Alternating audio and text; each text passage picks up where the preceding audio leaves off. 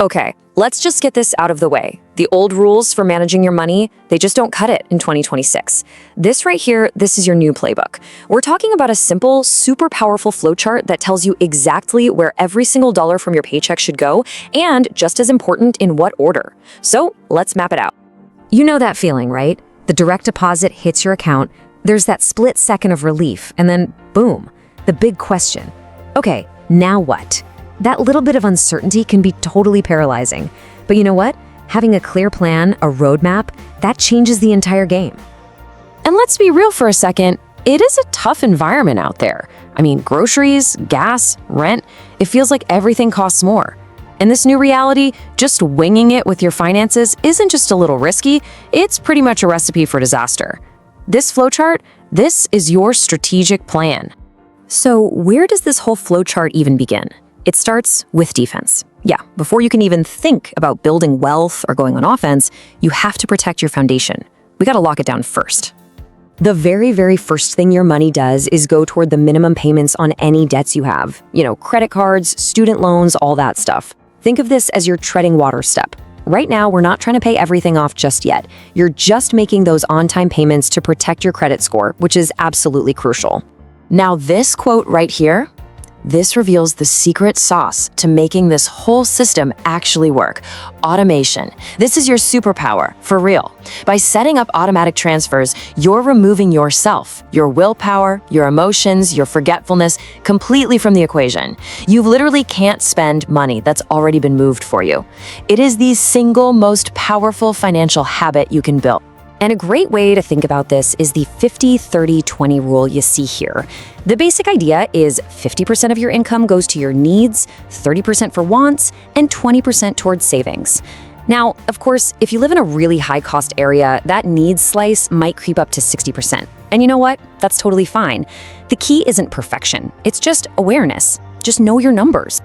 Okay, so with your monthly basics on autopilot, we can move to the next layer of defense.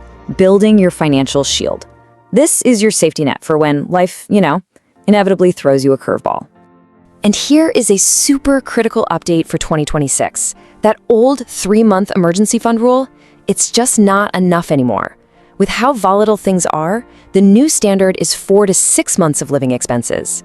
I know, that probably sounds a little daunting, but you don't build it overnight. Start with a mini goal, maybe your first $5,000, and just build from there. So where does all this emergency money live?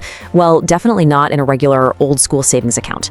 As this slide makes crystal clear, a high-yield savings account, or an HYSA, is really the only place that makes sense. Yeah, rates have dropped a bit, but earning 3% or more versus, well, practically zero, it is an absolute no-brainer for letting your safety net actually grow while it just sits there. Okay, defenses are up, shield is in place, now it's time to go on offense. This is the fun part. This is where we start building real long-term wealth. And the very first rule of financial offense is completely non-negotiable.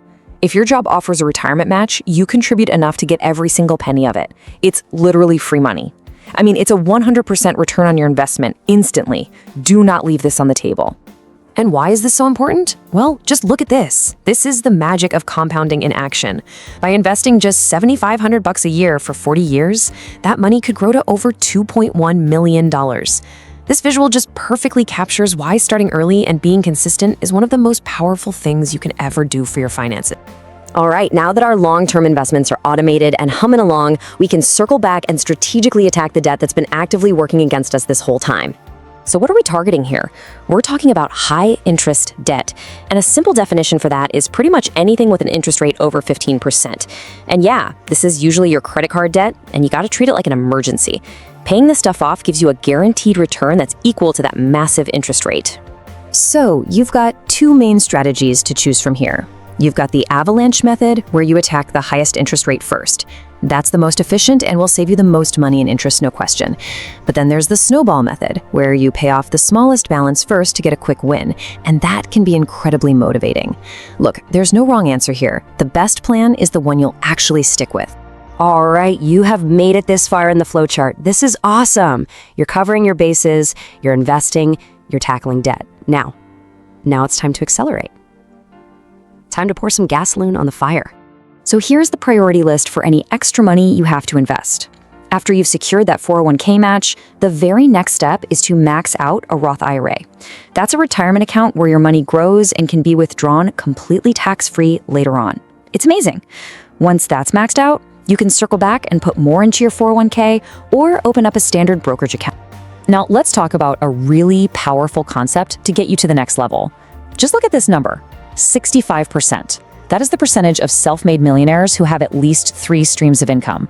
That stat shows that relying on a single paycheck in 2026 isn't just old-fashioned, it's actually pretty risky. Diversifying your income is a core strategy for building wealth. And hey, this doesn't have to mean working 80 hours a week or anything.